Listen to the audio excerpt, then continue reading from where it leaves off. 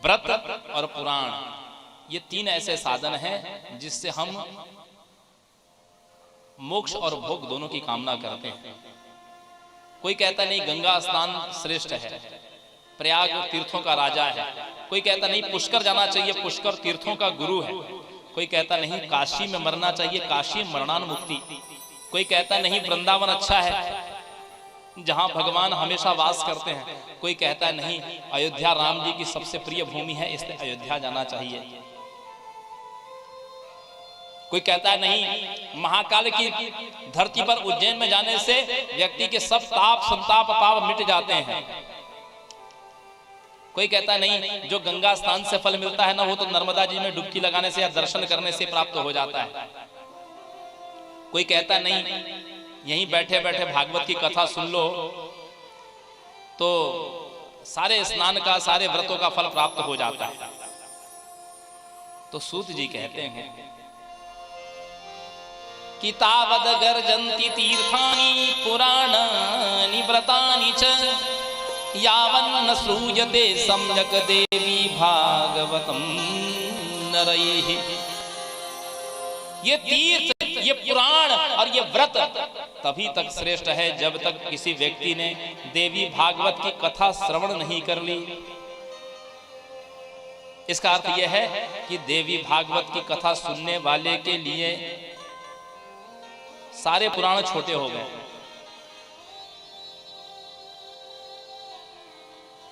सारे व्रतों का व्रत उसको फल उसको प्राप्त हो गया, सारे व्रतों का उसको फल प्राप्त हो गया। सर्वयज्ञेषु तीर्थेषु सर्वदानेषु यत्फलम सकृत पुराण श्रवणात् तत्फलम लभते नरः। सारे यज्ञों का, सारे तीर्थों का और सभी प्रकार के दान का फल केवल जिसने सम्यक प्रकार से देवी भागवत के पुराण को श्रवण कर लिया। सम्यक प्रकार से कैसे सुनना है? बोले संकल्पित होकर के, जैसे भूमि पर आप बैठ करके आसन पर सुन रहे हैं, जैसे आपने नियम लिया होगा एक समय भोजन करना है, भूमि पर शयन करना है और नियम से पूरे 9 दिन कथा सुनना है।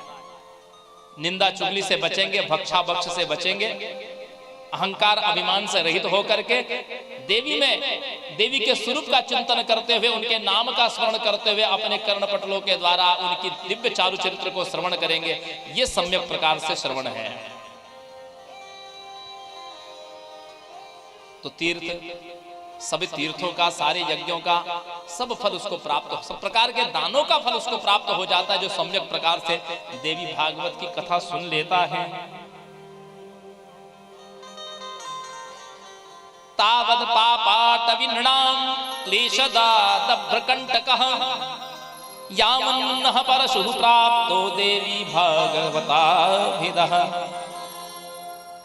यदि देवी भागवत रूपी कुल्हाड़ी आपके हाथ में है तो एक कली रूपी वन आपके सामने ज्यादा देर ठहर नहीं सकता। ये कलिकाल रूपी वन आपकी देवी भागवत रूपी कुठार से छिन्न भिन्न हो जाएगा, क्योंकि अष्टादश पुराणानां मध्ये सर्वोत्तमं परम देवी भागवतम नामं धर्म कामार्थ मोक्षदम। 18 पुराणों में मध्य सर्वोत्तमम परम, 18 पुराणों में सर्वोत्तम है ये। धर्म, अर्थ, काम और मोक्ष चारों पुरुषार्थों को देने वाला है।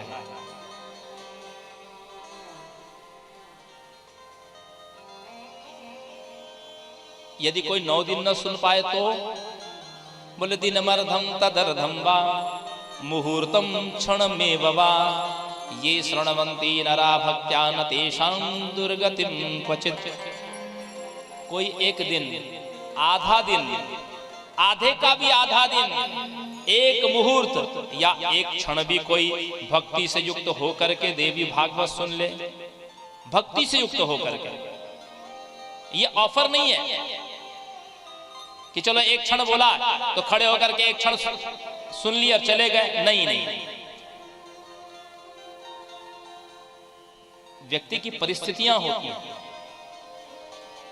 जो 9 दिन सुनने की क्षमता रखता हो वो यदि एक दिन सुने तो उसकी बात नहीं बनेगी। जो पूरा दिन बैठ करके सुनता हो, सुन सकता हो, और वो आधा घंटा सुन करके चले जाए तो उसकी बात नहीं बनेगी।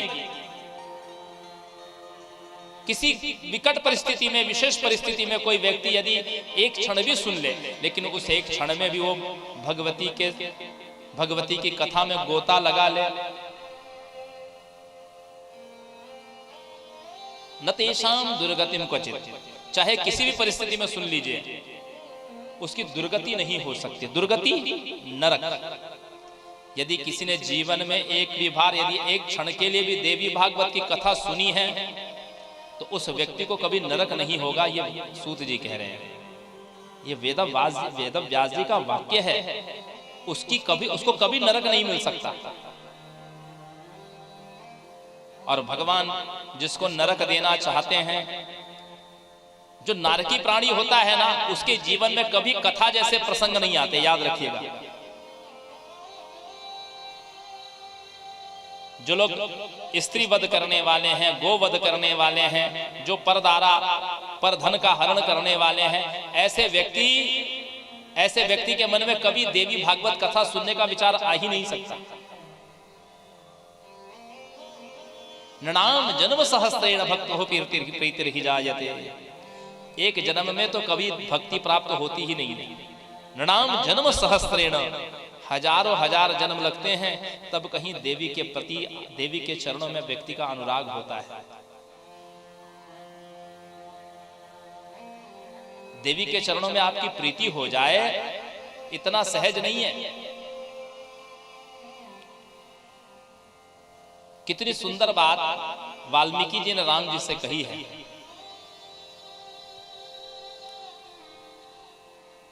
हे प्रभु, आपको कौन जानता है? बोले वही जानता है जिसको आप चाहते हैं कि ये मुझे जाने। सोई जा